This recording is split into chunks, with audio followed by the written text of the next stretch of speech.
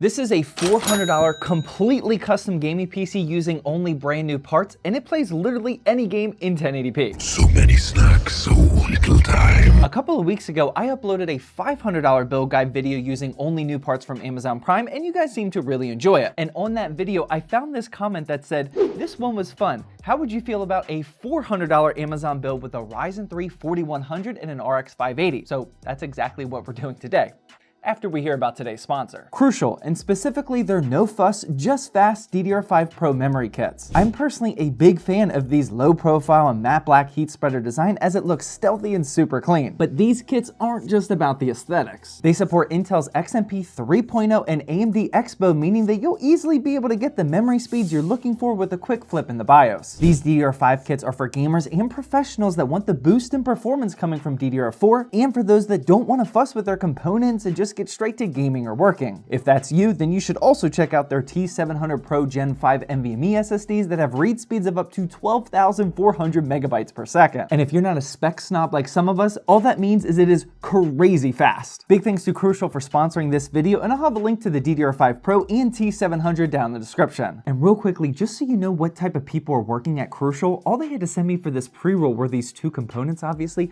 but they ended up sending me all of these extra components that I can use for my own builds and projects, so big thank you for the hookup, Crucial. I appreciate it. So over the years, I've always tried my best to stay deeply embedded in the community, as a lot of you in our ZTT Discord server already know. So when someone dishes out a build guide request that I think would be pretty interesting, you know I'm gonna hop all over that. I also stream this build over on my Twitch channel, twitch.tv/ZachsTechTurf, and we're running an RTX 3070 build giveaway all month over there, so make sure you follow me and turn notifications on, because the longer you watch the streams, the more chances you get to enter for the build. I've also never used any Ryzen 4000 series CPU just in general, so I was just curious to see what the 4100 was capable of, and I also didn't know that there were so many RX 580s currently posted on Amazon. Now, the term new may require an asterisk here, because we don't actually know if some of these off-brand RX 580s have a previously mined on chip underneath, but what I do know is that these are readily available on Amazon for $70 to $90 every day of the week, and it's a legitimate choice to use for you budget ballers. And even if the GPU die is used, you're still buying this card with every other part on it brand new, and you're also getting it from Amazon, which means you have a very generous return policy. And when you combine these performance components with a full 1TB NVMe drive, 16 gigabytes of RAM, and just a crazy theme, this is already one of my favorite builds that I've done before, at least aesthetically. Your world is not so ugly after all. Don't let the custom Cricut work that my wife did or this super sick Funko Pop detract you from the more important theme of this build though, which is the fact that you can easily buy this for $400 on Amazon Prime right now today, and we actually were under budget, which you'll love to see. Starting with that Ryzen 3 4100, this was $63 brand new, and that's not terrible for a 4-core and 8-threaded chip with a boost of up to 4.0 gigahertz. There are some downsides though, as this will only support PCIe Gen 3, meaning you definitely don't want to pair it with a GPU such as the 6500 XT, and there's also only 4 megabytes of L3 cache, which is pretty low in 2023. The motherboard it's plugged into is simply just the cheapest model that Amazon had available when I was shopping, and this is the Gigabyte A520M S2H. There's not a single bell or whistle on this board, and it only comes with 2 RAM slots, which limits our expandability, but overall for 50 bucks, it was still a steal for being brand new. On average, there usually are some other options around $60 to $70, but if you're copying a build like this, just go with whatever the cheapest option is available to you. Next up, we have the RAM, and I used the same exact kit in my $500 Amazon Prime build, and this is the Silicon Power Zenith, which is 2 by 8 gigabytes clocked at 3200 megahertz. Both this time and last time, it was the absolute cheapest 16 gigabyte kit clocked at these speeds or higher, so that's the only reason why I went with it. The other thing we have here on our motherboard is our SSD, and this is just another Silicon Power A60 1TB NVMe drive that I bought for $33. This is definitely a budget NVMe option, as the speeds aren't impressive and it doesn't have DRAM, but this A60 has consistently been one of the cheapest models available for NVMe drives lately, and we just don't have a ton of flexibility at this restrictive budget. Same thing goes with the power supply. There's just no other model that really makes sense that's available on Amazon other than the Apevia Prestige 600 watt. Again, I've said this so many times in the past few months, but this is always the best 80 plus gold tier C rated unit for 50 bucks, and there's just no other real contenders right now in the budget PSU tier. We are starting to see the MSI Mag A650BN creep down to 60 bucks quite often over the past couple of weeks, and I go with that tier C model over Apevia, but with a $400 total budget, I just just couldn't afford to get the MSI model. And no matter which power supply I use, you know I'm gonna throw some cable extensions on there, and this is the easy DIY white kit that's always available for 20 bucks. I also painted the stock cooler for the 4100 to match these extensions and our overall black and white theme. I do these for our Frost Nova PCs too over on ZTTbuilds.com. The other white accent I throw in here is on the power supply itself. This is some Vivid Pro white carbon fiber vinyl wrap, and I put this where the original PSU sticker was because whenever you have a case that has a PSU basement with a hole cut out, you gotta do this method to really make your build stand out. And speaking of which, this is again the exact same case that I used for the $500 Amazon build, which is the Thermaltake Versa H18. The budget case market on Amazon is absolutely terrible compared to Newegg. I would highly recommend going there instead, but for an Amazon Prime only build, this is the best that I could do. It does come with a single 120mm case fan at the back, which would be enough for a build like this, but I decided on stream to throw in 2 extra 120s in the front, which I had laying around, but this isn't 100% mandatory. You'll see soon in the benchmarking section that the thermals for this build are 100% completely in check and under control, so don't stress this part too much, especially when it's just a $400 budget build. But yeah, the last and final component we have here is the graphics card, and like I said earlier, there are actually a decent amount of RX 580s available on Amazon these days. Now keep in mind, these are mostly just the 2048 stream processor versions, which means it's just a slightly toned down version of the RX 580. I believe it comes out to be just slightly faster than a 570 for reference. There's 8GB of VRAM on here, which is perfectly fine, and this specific model from Showkings actually fits our white and black color scheme really well. Just to emphasize the point that you don't really know what you're getting here when you're buying these kind of shady RX 580s, this is the box that the graphics card came in, and this thing is hilarious. Not only is this a quote high quality video card, but it's also apparently NVIDIA, Radeon, Ampere, Arch, and for a computer. And don't forget that these guys are Ludundustry graphics card specialists, so we know we're in good hands. Now, if you don't want to buy something like this, rightfully so, then there are some other used options that are available. You already know that I love the RX 5700 XT used, but that card's slightly more at around $130 to $150. You may find a 5700 non-XT for cheaper than that, and you can also consider a used 1060 or 1070 as well. All of these used options would probably be better than this, but I still do like how this one is readily available with an Amazon guarantee that it works, and you can just return it if you have any issues at all. But anyway, here's what the final parts list is looking like, and as you can see, we somehow managed to squeeze under $400 here, which is pretty wild. Now, one thing that I did notice is that you definitely could use the alternative of a Ryzen 5 4500 in here and sacrifice the cable extensions if you wanted to for better price to performance. No, God! No, God, please, no! But since the 4100 was specifically requested in that original comment, that's why I stuck with it. The other thing I stuck with here are the stickers and vinyl, and this might look familiar to you if you've watched our Starfield budget build guide video. We're still getting the hang of this new machine over here at the ZTT HQ. Well, at least my wife is, but honestly, we've been having a ton of fun with this. The black and white design with the Funko Pop by itself would have already made this build look great, but adding in this extra vinyl and sticker work is the cherry on top. You obviously don't have to do this yourself to enjoy a solid budget gaming PC, but I think this is our method of taking our budget builds to the next level, and whoever snags this up on our October 1st restock on ZTTbuilds.com will be one happy camper. We'll be selling this build for $300, so you'll have to be quick if this is the one that you're trying to get. But let's move on to the benchmarking section, and here's where I'm gonna learn a thing or two as well, because like I said, I've never personally ran or even touched a Ryzen 4000 series CPU before. First up, we ran 3D Mark's TimeSpy, which is the best consistent comparison across all of our builds, and this $400 Amazon Prime PC cranked out a score of 3,902. For reference, our $500 Amazon PC scored 7,889 because it had an RX 6600, and even our $400-ish Starfield build scored 6,681. The Ryzen 3 4100 and RX 580 2048 SP are definitely not a crazy high-performing combination, and honestly kind of a letdown in terms of this benchmark. My disappointment is immeasurable, and my day is ruined. One benchmark that's not a letdown though is Cinebench, and that's because you can actually now test GPUs with it if you didn't already see. Cinebench 2024 now has a GPU option, and this software is great for pegging your CPU and GPU to 100%, but you can still get a good read of your thermals. After a 10-minute run, our Ryzen 3 4100 only ever got up to 67 degrees, and our RX 580 got up to 82. Both of these are perfectly fine and probably would be fine without those 2 extra case fans as well. Moving on to the game benchmarks though, first up we have Apex Legends, and in 1080p with medium settings, we got an average FPS of 89. Fortnite followed up after that, and when using our normal 1080p Pro settings, we got an average of 117. And of course, we tested Call of Duty Modern Warfare 2 using the built-in benchmarking tool, mind you, and with 1080p and basic settings, we got 71 FPS. Here's the rest of the games that we tested, and as you can see, we got right around 60 FPS or higher on every single game except for Starfield, which is quickly becoming the new crisis of PC gaming. No surprises with that one. The fact that you can spend just $400 using only Amazon Prime and getting all the parts you need for a 1080p capable gaming system